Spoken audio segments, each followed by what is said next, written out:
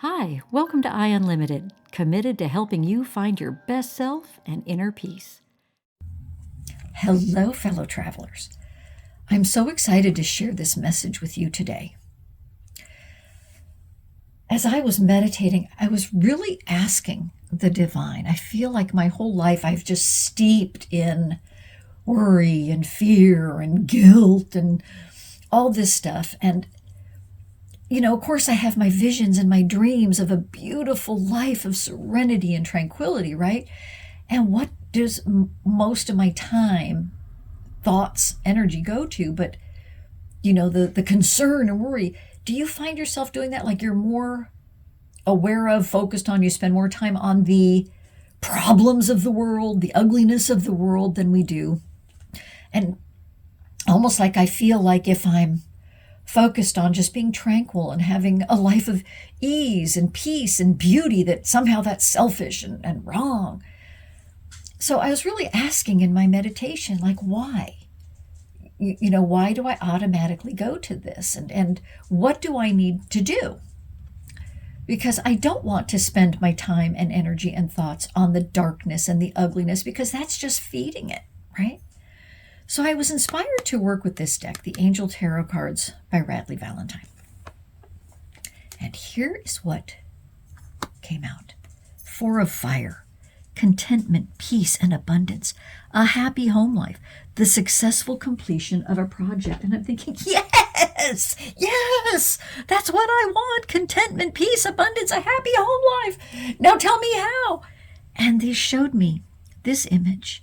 And this looks like, I don't know, a dragon or some kind of creature in the light, right? And what I was told is that I have to be more fierce about the light than those thoughts of the problems and the fears and the darkness and the heaviness, right? That I can control that this staying in the light.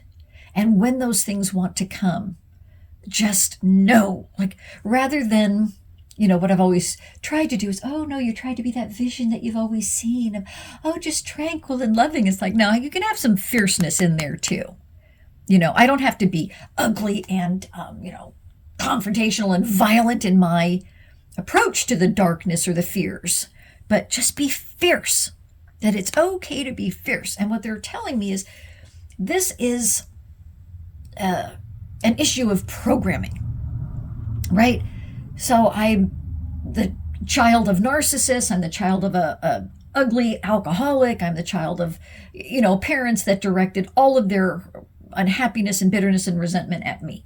So, we know logically all those things that does to a child that is born into that and raised in that.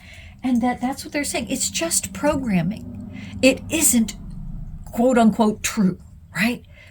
And so I need to just bring my light to that programming and recognize that every time I have that, and no, that is not a divine message I'm being told. That is old programming that was implanted in me by my parents and family, but also that I implanted in me. Once that took hold, once that got inside of me, I fed it and nurtured it and kept it going. And so it's just old programming.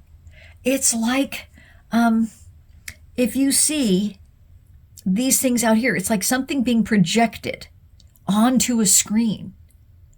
But then if I shine a bright light, that goes away. You can't see it anymore. It's not real. And that was so powerful, that I can just be, I must be a little more fierce of, no, you've had enough of my time, enough of my energy. And it hasn't improved anything, right? I don't have to just, I guess I have to try harder to be, just that sweet and tranquil. I can be a little feisty, a little fierce, and just almost see it almost looks to me like in this light it's gobbling up the darkness, right? And as it gobbles up the darkness, the light spreads and spreads and spreads. So that was sort of a not only a great and powerful message, but kind of a lighthearted way. It's a way, yes, I can be responsible. This is my programming. These are my choices. I can choose to stay in those thoughts and that heaviness, or I can choose to get out of it. But the way that I'd always chosen was because I thought, oh, if you're spiritual and oh, you just, it all happens and it's just beautiful. But you know what? Sometimes, not all the time, but sometimes I need to kind of smack that old image back, smack that darkness back, tell it to sit down and shut up. Right? Sometimes I need to be a little fierce, a little feisty to overcome that programming. Because it's just like, if you have a dirt road and somebody has driven down that dirt road over and over and over, ruts get worn, right? Where the tires go. And the deeper the rut, sometimes it really takes a little hit of the gas to get your tires up and out of that rut. Same thing for our behavioral ruts, our thought pattern ruts. Sometimes it takes a little push. You have to step on the gas to get out of it. So sometimes maybe being a little feisty, gobbling that up, just shining another picture, because I don't need to feed any more energy into the darkness of this world, right? Then I was also inspired to look at this deck, the Guardian Angel Messages, again by Bradley Valentine. Now, what came out here? Oh, my dogs are coming in to say hi. Hello. So this came out. I'm going to move these over because I have such a hard time seeing the display. Okay. Ace of Air, inspiration, communication, adjustments. And you look at this young man, little boy, in winter, all bundled up, trudging. But he's got this sword, right? And you can tell it's a divine sword.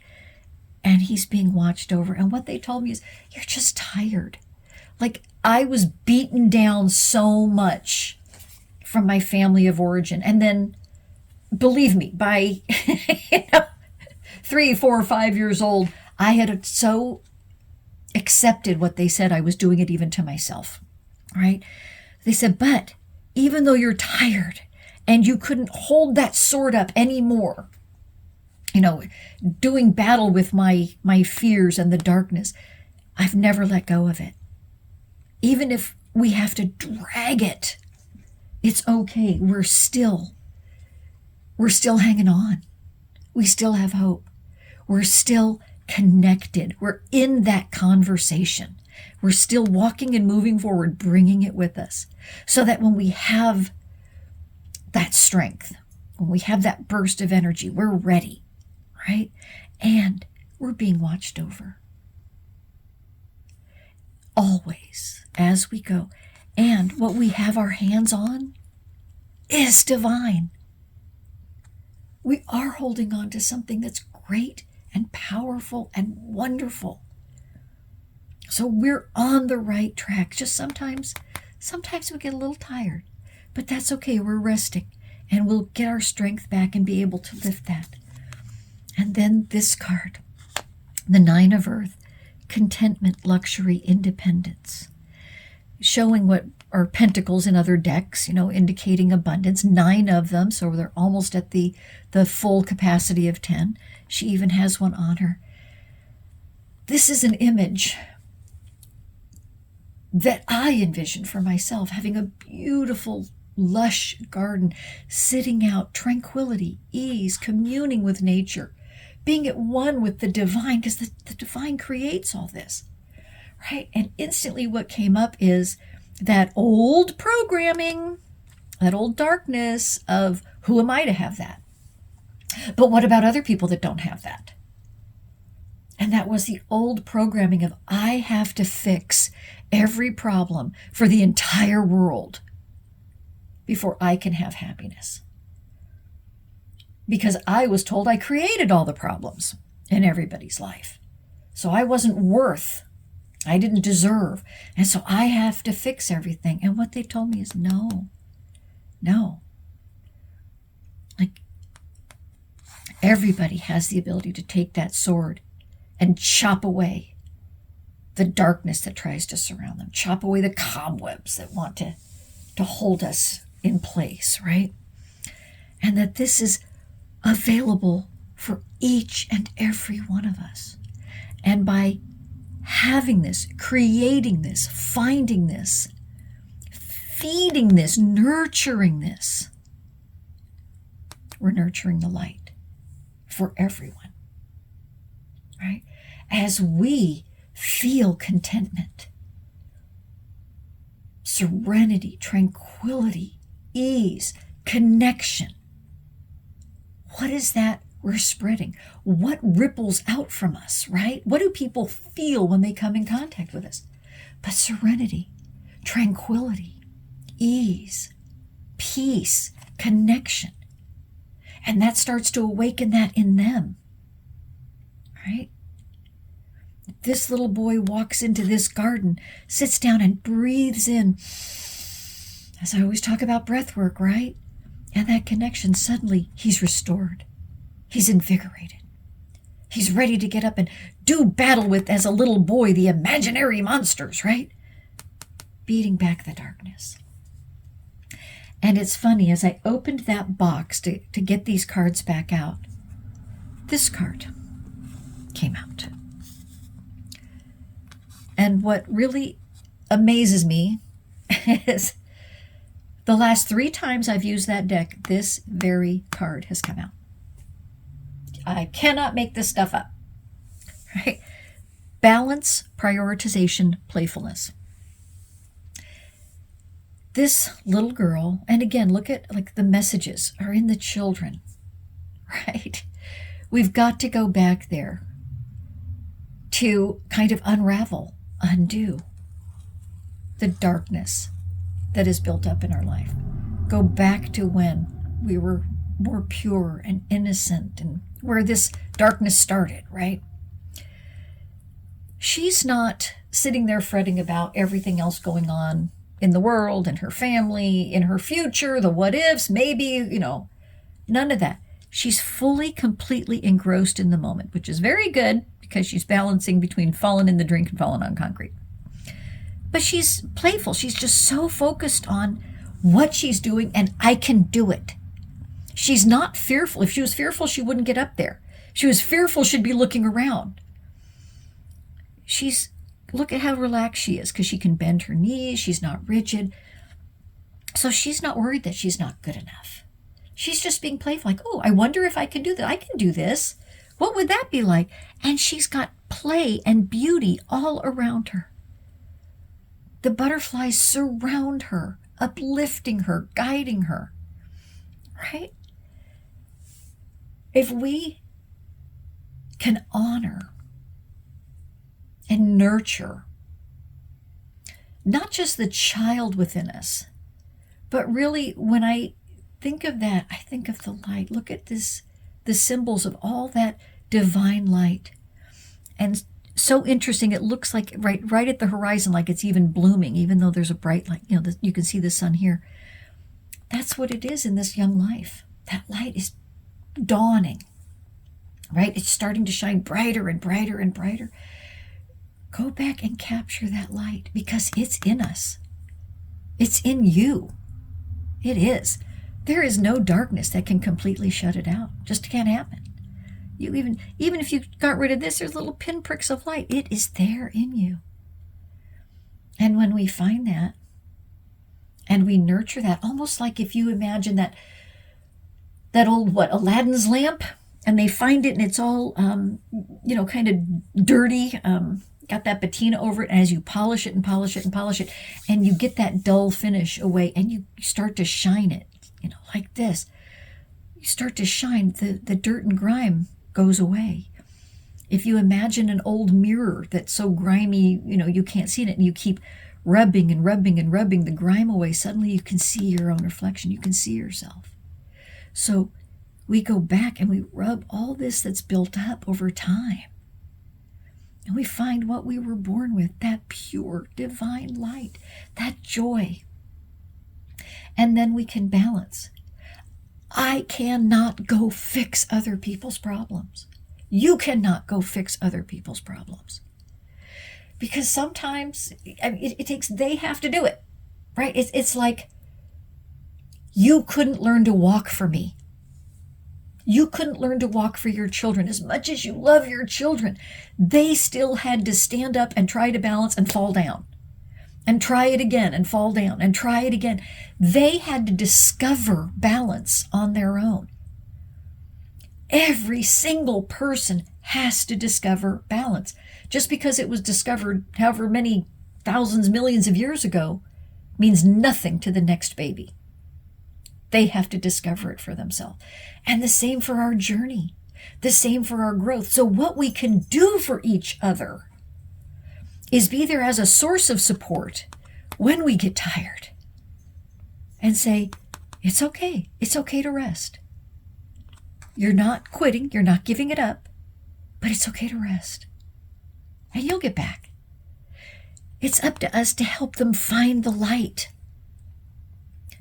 and trust that as they see their light, as they shine their light, the divine will guide them. The divine guides all the time, right? So maybe, as shocking as it may sound, as much as it goes against the programming of our culture, rather than worrying about getting on into everybody's life and telling them what to do and how to do it, or never mind, I'll do this, you just do what I tell you. If we start looking, where's our path? What do I need to focus on to be successful? That's what she's focused on. She's focused on being truly and authentically her. I'd like to try this. So she did it. This is the path I must follow right now. She's fully focused on it.